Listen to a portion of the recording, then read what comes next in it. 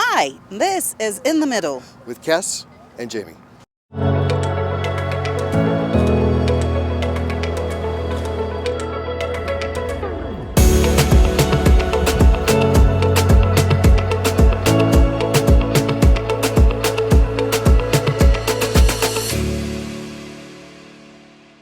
Today we'll be talking about abortions and how it's politicized in US. We'll also talk about the flash mob going on in LA and various other states. And we will talk about House of Gucci. How can we not?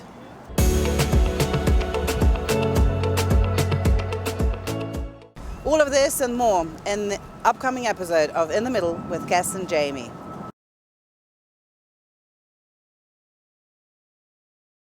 We're going to talk about a tough subject, and I think that a lot of countries and various countries look at the legal side of it quite differently. Obviously, it's a conversation about abortions. Now, I definitely have a thought about that, and my thought about that we should be able as women to do what we need to do when we want to do it. But the legal system somehow decides that that's not the case. There's a very big case going on right now in US, and I wanted to ask you, Jamie, to help me figure out, why is it such a big case? Why is it drawing so much attention and political attention, to this issue? Well, the case that you're talking about is Dobbs versus the Jackson Women's Clinic Health Organization. And it is a case where the Mississippi legislature has enacted a law that will require a limitation of abortions at 15 weeks. So women in Mississippi would not be able to have an abortion after 15 weeks of gestation. So this is roughly 3 months. Yeah, exactly. It's a little over 3 months. And so it is one of those things that's very, very controversial, and it kind of goes against Roe versus Wade, because in this particular case, it would be the first time that the states are allowed to put restrictions on an abortion, or when a woman can have an abortion based on time period. Now, before, with Roe versus Wade, the states were limited in how they could put a limitation on that. So this case is very, very important, because it's going to make a decision, or force the court to make a decision of either vacating Roe versus Wade completely, okay, or to vacate the limitations, which has been set at 24 weeks. Right. There has been a viability at 24 weeks, so that has been restricted off now. So if that could, if they could, that women could have an abortion after 24 or before 24 weeks. If after 24 they could not. So why is it so political, though? Bring me back to this. Why, even during the American elections, the candidates are talking about abortion rights, and why is it so important in the states, and why the politicians are using that as sort of a winning card, if you wish? Well, there's several factors that go into that.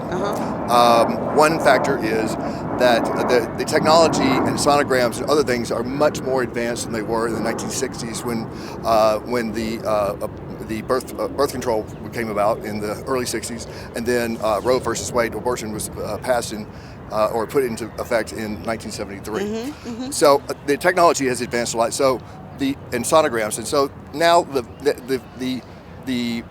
fetus is now seen more as a developing baby. Okay. So people can actually see that this is a developing baby, not just flesh or some kind of tissue issue. So that has made a difference. Another issue that's made a big difference is that in 2010, the Republicans really swept state legislatures around the country. Okay. And they started putting in a lot of laws and restrictions, or restricting abortions in different kinds of ways. Yeah. Such as the clinics had to be, certain standards had to be met by the clinics. The doctors had to have admitting rights to a hospital. There had to be an attending physician while abortion was being performed by someone that was not a physician. I mean, all kinds of restrictions that were put on these. And that has really eliminated a lot of the abortion clinics that were in these states around the country. Which, from my point of view, creates more problems, because women have had abortions before and will continue to do so. And if you don't have a good, clean way to do it, they will go underground and still do that in the Yeah. underground clinics, which then, you might have medical issues afterwards. So there's a lot of, things that will come out the other end. That is completely 100% legitimate concern. I mean, my mom, my mother, who is one of the most devout Christians that I know in the world. I mean, she's a very, very religious person, but she's also a social worker. She's also seen a lot of the things that have happened to women over the years, either being forced to have children or to have an abortion, or going to try to go get an abortion in an underground kind of clinic. And she is very, very afraid of that happening, and women going out and putting their lives in danger and doing stuff like that. A third reason why this has become so important is that there has been, since in 2013, there was this doctor that was performing late-term abortions. Okay. And basically, he was helping deliver the babies and then killing them. It was really horrific things. It got out into the press. It got out into the media. It really horrified a lot of people, especially on these third-term abortions. Right. And he was sentenced to life in prison without parole, and rightfully so. But I mean, that fed into the fury of people being upset about abortion, because they confined or condensed all abortions into a third-term abortionist versus, and so they only see that kind of situation. Say the elections are obviously around the corner, and we know that in previous elections that has been used as one of the sort of manipulators or to bring people in. Do you think that it will be used as a voting card or an interest in the upcoming elections too? Because it does seem like abortions are being very politicized overall in US, more than I think anywhere else. I think that it always will be, or is going to be playing. It's definitely going to be playing a role in Republican politics, and actually, I could say in Democratic politics too, because it's gotten to the point where it's a litmus test between the Democrat and Republican candidate if you're going to be pro-life or you're going to be pro-choice. Okay. The Democrats will attack their pro-life candidates just as hard as the Republicans would attack any pro-choice candidates that they might have. So it's really a dividing line between the two parties. Okay. And it also, in many ways, I could say, has forced a lot of people to leave one party for the other. In some cases, I would say, particularly in conservative Southern Democratic areas, that those areas have really become much more Republican than they used to be. Okay. And because of that, primarily because of the abortion issue. Now, there are some people out there that say, and this is probably true, but during the 70s and 80s, when there was a lot of push for segregation, desegregation, and making sure that the churches and all these things were having schools that were desegregated, and there was an IRS investigation, and there was a meeting between a lot of the leadership of what became the moral majority, that were really pushing towards an issue that finding an issue that really could consolidate us together, and it was something that we could stand with. And they picked abortion.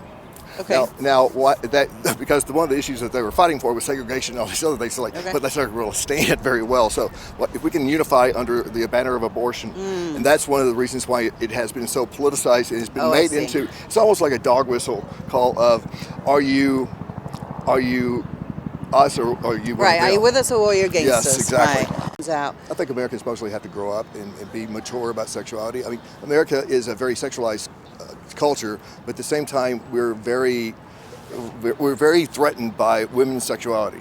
I mean, and I think a lot of that comes from birth control and the sexual freedom and liberation that gave women that choice of doing that, and so of having control over their body. So I think there's still a lot of American angst about that and a little fear. But I still wholeheartedly, I mean, like, if you really, really want to be serious about ending abortions, you need to get serious about birth control, and that goes for the men too. I mean, I don't want to, it's not just the women. Hopefully, they're going to be developing this pill for the men, so it would be easier. But Well, there is a way. Well, there's an existing way. Yeah. It's somewhat easy. Yeah, but- Yeah. We can go into it in more depth if any of you want to. We can do a little sex education lesson at some that on the point. side notes. Maybe not today. No, not today. But thank you, Jamie. Thank you for covering this and helping us understand a little bit more. Thank you.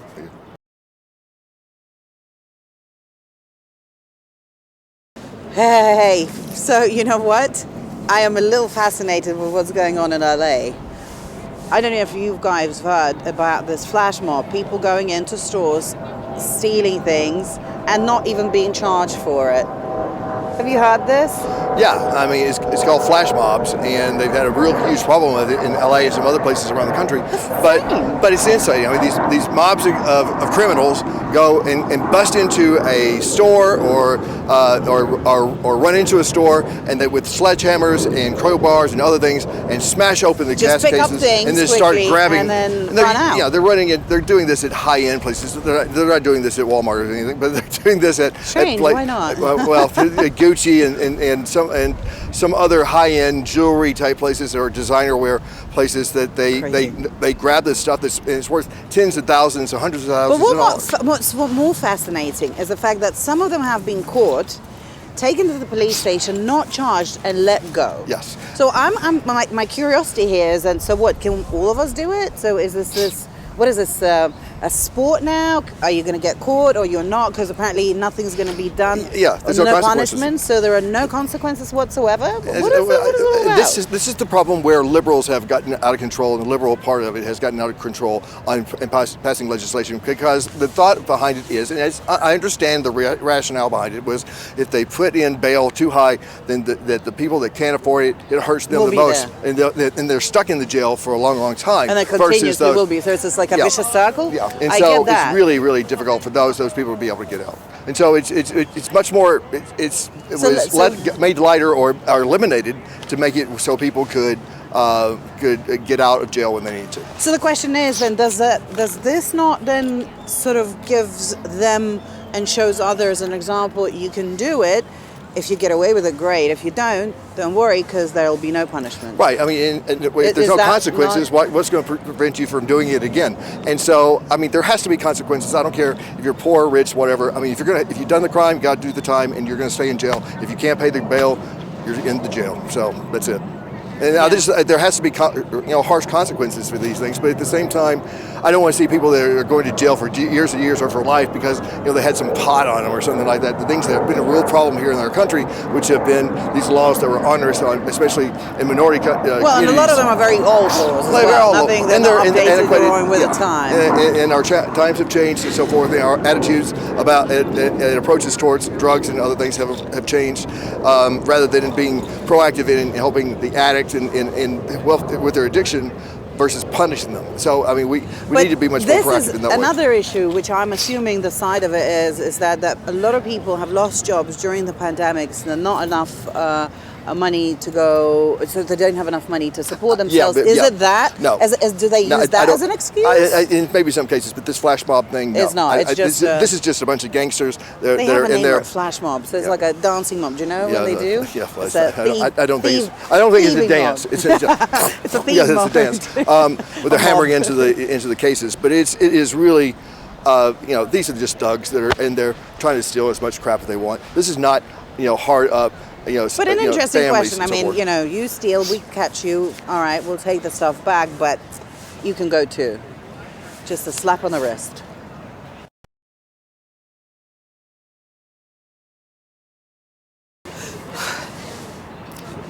Well, hello, Jamie. Hello. Yay.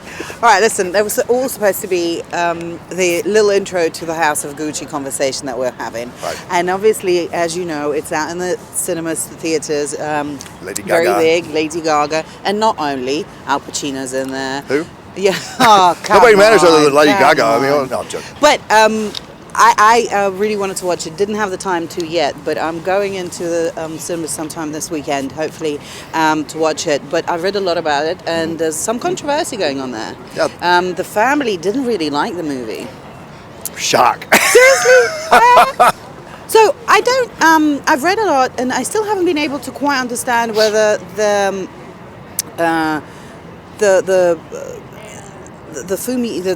film was made obviously based on a true story, as we all know, and there's a very scandalous story there. Right. Which was basically the murder, the wife Patricia, which is played by Lady Gaga, murdered or had a hitman murder her husband, Yeah. or at that point almost ex-husband. But big scandal. She really wanted to get into the family. The legacy of the family now, as the members sort of talk about it, they're really unhappy because all the uncles and the fathers and all the rest of them were not portrayed as the family would wish they would be. Right? Yeah, but I mean, but the Gucci family has not been affiliated with the company since the 1990s. So I mean, Yeah, it's not they like haven't. so it's not like they're the Gucci brand is really tied to them. It's owned by a French conglomerate, and so they're just trying to say their own name. Bahrain, one of them bought it first, and then they sold it off. Yeah, but okay. yeah. Well, they're owned by a French company now, but or conglomerate. But the thing is, what I find very interesting is they're raising up these issues and bitching about it. But at the same time, they're not going to take any legal action, which means to me is they're just kind of raising the flag and making a noise and ruckus, but they're not really going to do it. And then is it because they just want the question to be raised? Do you think it's because they wanted more publicity towards the family as them? Because the film's already obviously raising the family name. Yeah. They're definitely putting that on a limelight and discussing the situation. Yeah. I mean, how can you dress up a murder? Well, the thing is, really you can't really can't. dress it up, and also they don't want that really kind of publicized, and they don't like that the family's not being portrayed in the light that they want. So I don't think it's unusual. If I were them, I'd probably do the same thing.